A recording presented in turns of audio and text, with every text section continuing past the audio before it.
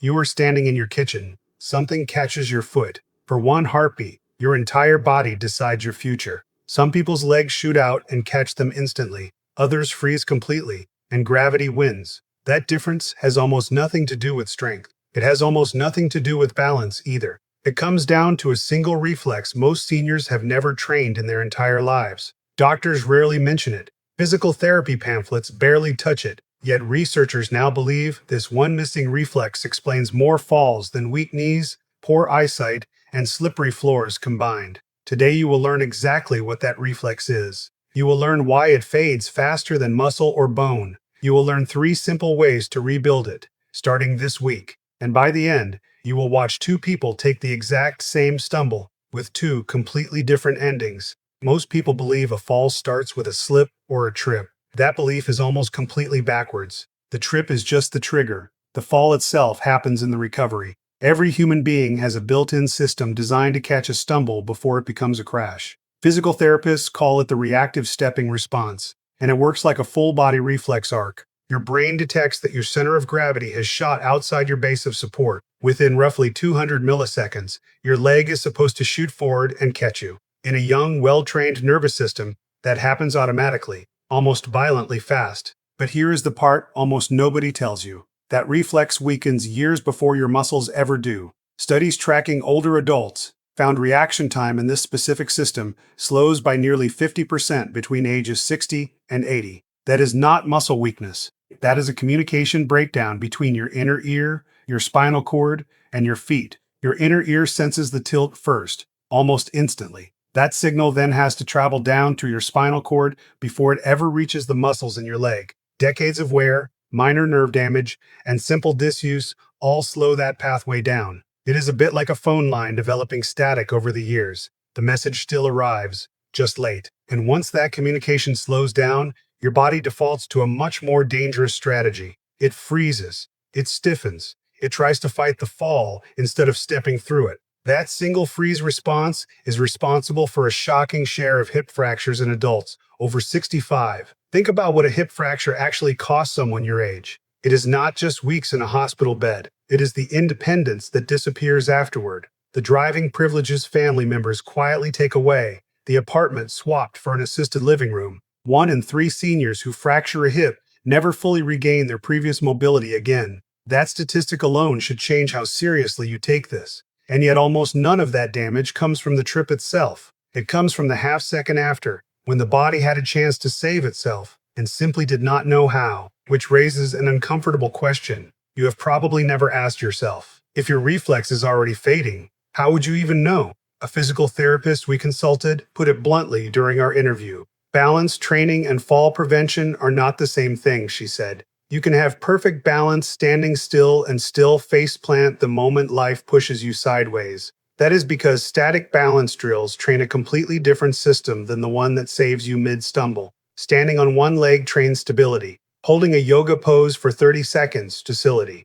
All of it is genuinely useful, and none of it should be abandoned. But none of it does anything to train your nervous system's split-second reaction under sudden, unexpected loss of control. Reactive step training is different because it deliberately recreates that panic moment in a safe, controlled way. Researchers at fall prevention labs have found something remarkable. Seniors who practiced reactive stepping drills reduced their real-world fall rate by up to 50% more than those doing standard balance exercises alone. 50%. Let that number sit for a second, because most people have never even heard this type of training exists. The mechanism is almost embarrassingly simple once you understand it. Your nervous system learns through repetition, not through instruction. You cannot think your way into a faster reflex. You have to feel controlled instability again and again until your leg starts moving before your brain even finishes registering the threat. That is called anticipatory motor learning, and it is exactly what elite athletes use to recover from sudden hits. A boxer does not consciously decide to slip a punch. A skier does not calculate the angle needed to recover from hitting a bump. Both bodies have simply rehearsed instability so many times that the correct response fires without permission from the thinking brain. Your body is fully capable of the same thing, no matter your age or fitness history. The good news is, you do not need an athlete's body to build it. Think about how you learned to catch a thrown ball as a child. Nobody explained the physics of it to you. Your hands simply learned, through hundreds of clumsy attempts, exactly when to close. Reactive stepping works through that same primitive channel, bypassing conscious thought entirely once it is rebuilt. That is precisely why this training works at any age, including well into your 80s and 90s. Your nervous system never actually loses the capacity, it simply loses practice. You need 3 specific drills, a wall, and about 10 minutes a day. Level 1 is the safest possible entry point, and it starts with something you already own. Stand roughly arm's length from a wall or sturdy countertop. Lean forward slowly until you feel your balance genuinely start to tip. The instant you feel that tipping sensation, let one foot shoot forward to catch your weight. Your hand should barely touch the wall, acting only as a safety net, not a crutch. This drill looks almost too simple to matter, and that is exactly why most people skip it. But simplicity is the point here. You are teaching your nervous system to trust the stepping response instead of panicking and grabbing for support. Do this 10 to 15 times per side, alternating which leg catches you. Within just 1 to 2 weeks, most seniors report the movement starting to feel automatic instead of effortful. That word, automatic, is the entire goal of this training. A reflex that requires conscious thought is not actually a reflex yet. Pay close attention to your first few attempts, because most people make the same mistake. They wait too long to step, trying to save the lean through sheer willpower instead of letting the foot fly early. Fight that urge. The earlier your foot moves, the smaller the fall you are training your body to prevent. If you feel wobbly or anxious at any point, stop and rest for a moment before continuing. There is no prize for rushing through this. Once wall-supported stepping starts feeling boring rather than scary, you are ready for something considerably less predictable. Level 2 removes the wall entirely, and this is where real progress happens. Stand in an open space with nothing to grab within reach. Shift your weight deliberately toward one edge of your stability, further than feels comfortable at first. Let your body react on its own without pre-planning which foot will move. This unpredictability is the entire point, because real-world stumbles never announce themselves in advance. Practice 5 repetitions in each direction, forward, backward, and both sides. Notice how each direction feels slightly different in your body. Forward stumbles usually feel the most natural, since walking already primes that pattern constantly. Backward and sideways stumbles often feel foreign at first, precisely because daily life rarely challenges you that way. That is exactly why they deserve extra attention here. Keep a sturdy chair nearby for the first several sessions, purely as psychological insurance. Confidence, it turns out, is almost as important as the reflex itself. Level 3 introduces a partner, and this is where the training starts to resemble real life. Have a family member or caregiver stand beside you, ready to deliver a gentle, unexpected nudge to your shoulder. They should vary the direction and timing so your brain cannot predict the perturbation.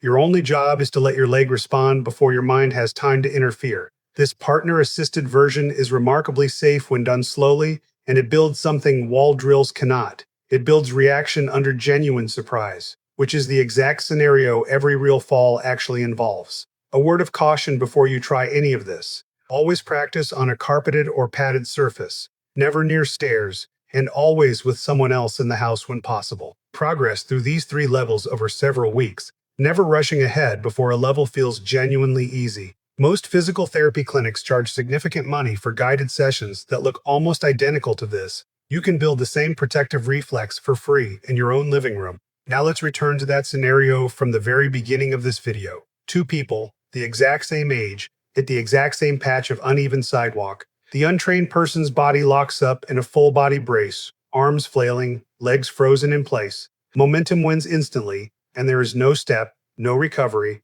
no chance. The trained person's leg shoots forward almost before the stumble, fully registers, planting hard and absorbing the fall. 1 second later, they are standing upright, slightly startled, completely unharmed. Side by side, the difference looks almost unfair, like one person cheated somehow. They did not cheat. They simply trained a reflex that the other person let go dormant for decades. This is exactly why that stumble reflex fades faster than muscle. The loop we opened earlier. Muscle loss is gradual and visible in the mirror. Reflex loss is silent, invisible, and only reveals itself the moment you desperately need it. That is the real danger hiding inside most fall statistics. It is not weakness people are dying from. It is an untrained nervous system meeting a moment it was never prepared for. Picture that untrained version one more time, frozen midair with nothing beneath them. Now picture the trained version, leg already planted, already safe, already walking away. The physical difference between those two outcomes took less than 1 second to unfold.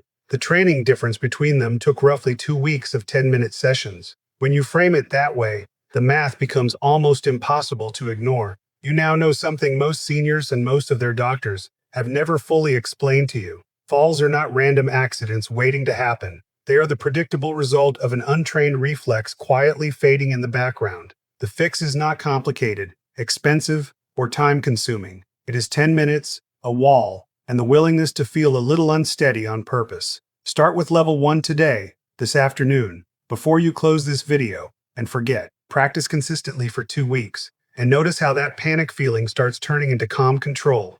Your future self, the one who catches themselves instead of falling, is built entirely in these small daily repetitions. Think of every wall-supported step you practice as a small deposit into an account you hope to never need. Most people only discover the value of that account the day they desperately withdraw from it.